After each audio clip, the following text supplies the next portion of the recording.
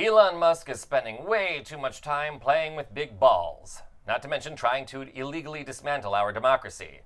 And now Rachel Maddow has a report that should make his blood run cold, assuming it's not cold already. He does look like a lizard person. Welcome back to Occupy Democrats. I'm David Reddish. And if you don't understand the reference to big balls, please check out our other videos. You're really missing out. Suffice it to say, the Muskrat-in-Chief is having a rough week. His attempts to shut down U.S. aid and pressure government employees to retire have hit legal roadblocks, as has his appointing 6 unvetted college students to comb through Treasury records. Oh, and it's come to light that 2 of those minions he appointed to go through the Treasury are already in trouble, one for being a self-described racist, and the other for ties to Chinese and Russian hackers. Great taste in underlings, Elon. Elon Musk's ostensible boss, Donald Trump, has started to express displeasure and discomfort with the Muskrat-in-Chief, following a Time magazine cover story that featured Elon sitting at the Resolute desk.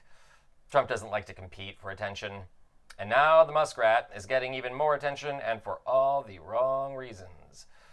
Apart from Musk's lawsuits, his dirty looks from his boss, his embarrassing gang of co-ed pawns, and the growing contempt for him among, all of humanity, Maddow now has a story that should make Elon afraid.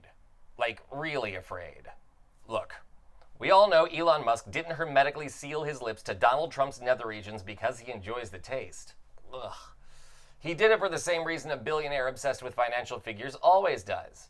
He wants to increase his own wealth. Musk thinks that he can do that by manipulating and crippling our government's functioning, all while continuing to collect his $15 billion in government contracts. As it turns out, Elon may have taken his eye off the ball. And no, we're not talking about big balls. We mean the biggest ball of all. The one he should have always paid attention to. Now, we're about to share a sizable clip here, but please watch the whole thing. There's a lot there to unpack, and you will not be sorry. So take a look at this. Year over year, car sales, for whatever reason, are way down in France, down by 6%. I don't know exactly why that's happening or what it means, if anything, big picture. I presume it probably sucks for people who sell cars for a living in France. But you know who it really, really sucks for? It really sucks for Tesla. Because while car sales in France are down by 6%, sales of Teslas in France are down by 63%. Not 6%, but 63%. Ooh, I wonder why that is. France is the second largest market for electric cars in all of Europe. So that's really bad for Tesla, down 63%. The only country in Europe that is a larger market than France is Germany. In Germany, Tesla sales are down 59%. In Sweden, Tesla sales are down 44%. In Norway, Tesla sales are down 38%. In the Netherlands, Tesla sales are down 42%. Weird, right? I wonder why that is. Here on this side of the Atlantic, new polling from The Economist and YouGov looks at how Americans feel about the CEO of Tesla, and specifically his involvement in the U.S. government now after he spent so much money to get Donald Trump elected to the presidency. Economist and YouGov took 2 polls, one right after the election and another one this week, now that Trump's been in office for a couple of weeks. And look at this. Among Republican voters specifically, the proportion of people who wanted Elon Musk to have, quote, a lot of influence in the U.S. government, since the election, it has plummeted by 21 points. We're now down to only about 1 in 4 Republicans wants Elon Musk to have a lot of involvement in the U.S. government. That has just dropped like a stone in a very quick period of time. Among all other Americans who aren't Republicans, the proportion of Americans who like the idea of Elon Musk having a lot of influence in the government, that proportion among Americans who are Democrats is 6%. The proportion among Americans who are independents is 6%. 6%? I mean, he's polling at like tooth decay levels, right? That's like funny bone banged into something sharp levels. Yesterday, around noontime, it was 15 degrees in Waterville, Maine. and it was breezy. It's 2 degrees Fahrenheit with the wind chill. But you know what?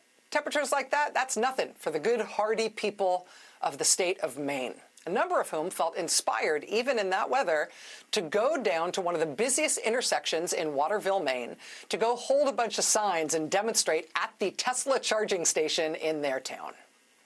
The Waterville Morning Sentinel reported on the protest, including at least one local resident who saw the protest when she was driving by. She pulled over, parked, jumped out of her car, and decided to join them.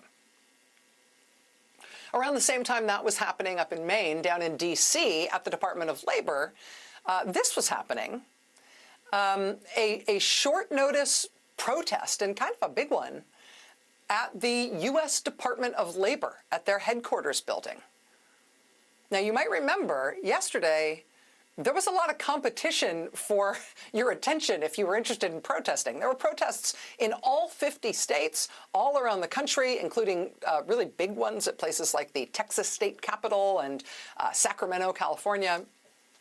Yesterday, even just in D.C., there was also a big protest in Washington, just outside the Capitol, for foreign aid and to stand up for USAID. But in addition to all of that, there was also this one at the Labor Department. And again, this one was scrambled together on really short notice, and it was scrambled together on short notice specifically because Elon Musk was coming.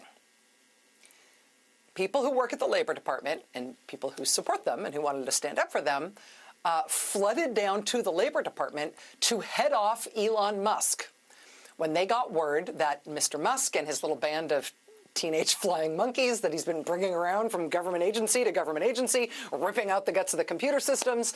When people found out that they were on their way next to the Francis Perkins building, to the Labor Department headquarters yesterday in Washington, people just ran down there, turned out in force, in person, on no notice, to go try to stop them.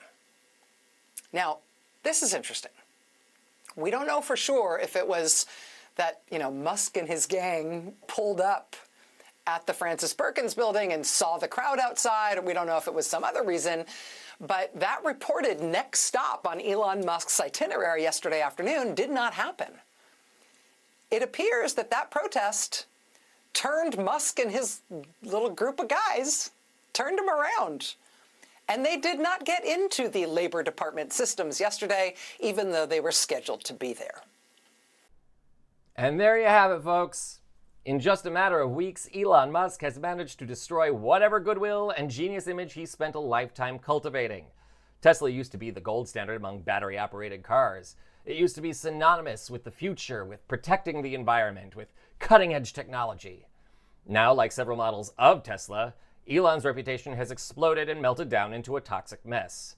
The man is as loathed or more than Mitch McConnell, or hidden convenience fees, or venereal diseases, not to mention just as pleasant. That flushing sound you hear? That's Elon Musk flushing his career down the toilet. Even if he somehow manages to keep his job for more than just the next few months, and that's a stretch, especially if viewers like you continue to protest and pressure your elected officials to cure this case of human clap, even if he sticks around, Elon's business could totally implode. And if he does get kicked out of the Trump administration, he may not have much of a company to go back to. On the other hand, it's not too late for Dancing with the Stars. It worked for Sean Spicer.